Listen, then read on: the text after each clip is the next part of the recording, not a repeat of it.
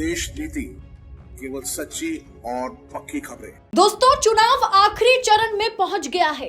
आखिरी चरण यानी 7वें चरण का ओपिनियन पोल लेकर के देश नीति भी हाजिर है। 1 जून को आखिरी चरण का मतदान है।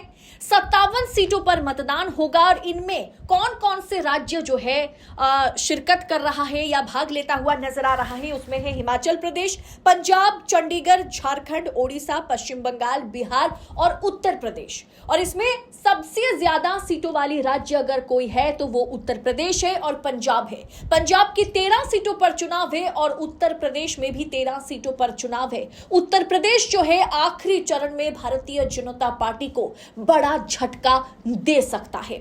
और सबसे बड़ी बात, ये आखिरी ओवर में आखिर कौन बाजी मारता हुआ नजर आ रहा है वो भी आपको इस वीडियो में मैं बताऊंगी। तो आखिरी चरण में आखिरी ओवर में कौन बाजी मारेगा?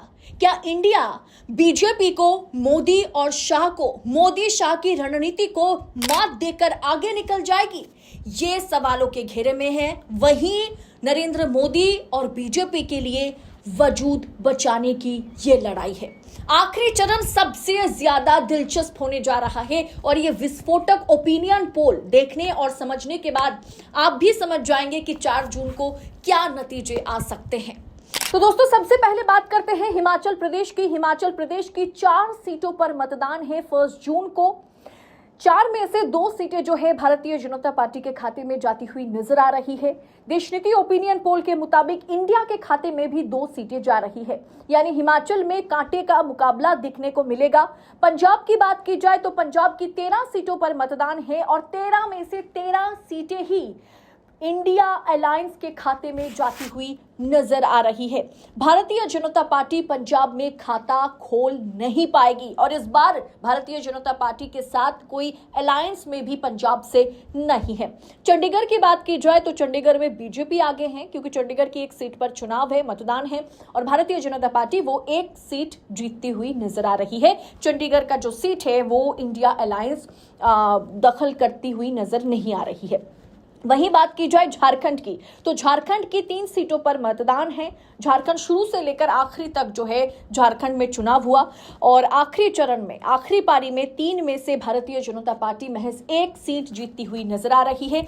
और देश नीति ओपिनियन पोल के मुताबिक इंडिया के खाते में 2 सीटें जा सकती है।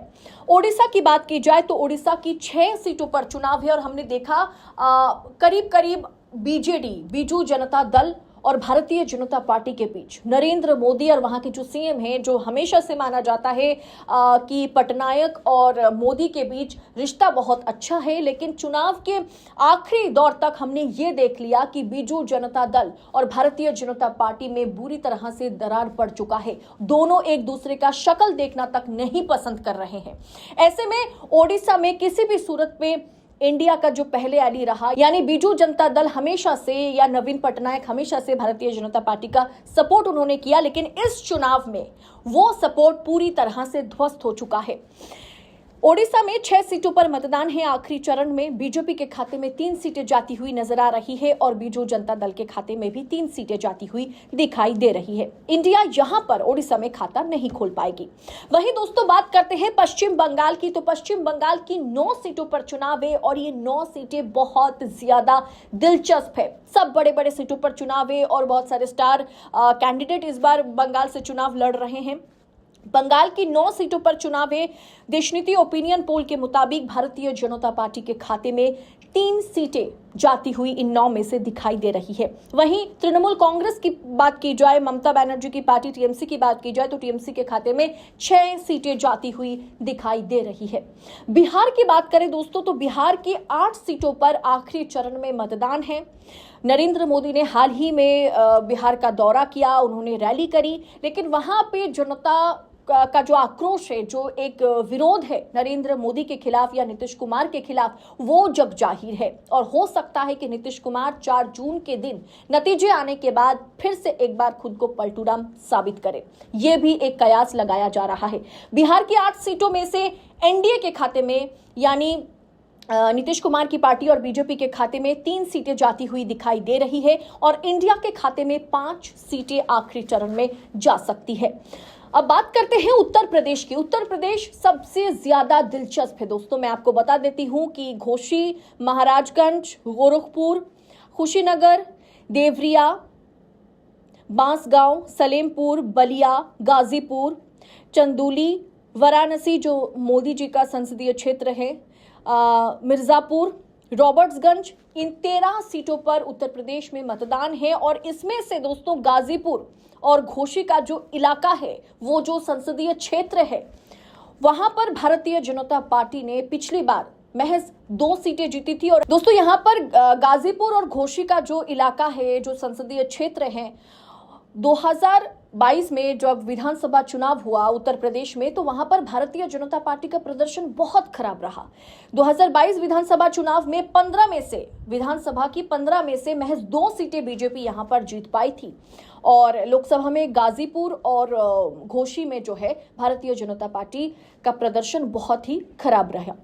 अब बात करते हैं उत्तर प्रदेश की इन 13 सीटों के बारे में। वाराणसी में क्लीन स्वीप बीजेपी करती हुई नजर आ रही है, लेकिन इसके अलावा हर एक सीट पर जो है कांटे का मुकाबला है।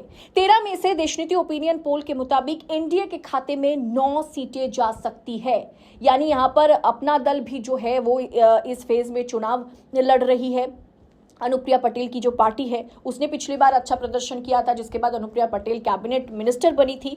तो एनडीए के खाते में 13 में से 9 सीटें जा सकती हैं, लेकिन इंडिया अलायंस जो पिछली बार यहां पर अच्छा प्रदर्शन नहीं किया था, वो इंडिया यहां पर 4 सीटें जीतती हुई नजर आ रही है।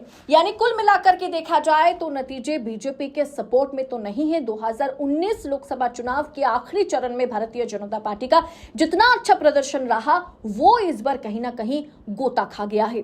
बीजेपी के खाते में 22 से 24 सीटें, 57 में से 22 से 24 सीटें जाती हुई दिखाई दे रही है। आदर्श के खाते में, जिसमें बीजू जनता दल है, उनके खाते में कम से कम 4 से 5 सीटें जा सकती हैं। लेकिन इंडिया अलायंस, इंडिया गठबंधन, इंडिया ने यहां पर बाजी मार ली है। आखिरी ओवर में इंडिया के खाते में 29 से 30 सीटें जा सकती है। यानी बीजेपी से बढ़त बनाई हुई है यहां पर इंडिया। ऐसे में पूरे ओपिनियन पोल पर आपकी राय क्या है? आखिरी चरण का मतदान है, 1 जून चुनाव है, 1 जून को आखिरी चरण का मतदान खत्म होगा और 4 जून को नतीजे आएंगे। ऐसे में इस ओपिनियन पोल पर आपकी राय, आपकी टीका टिप्पणी जो भी होगी, कमेंट कर हमारे साथ जरूर शेयर कीजिएगा।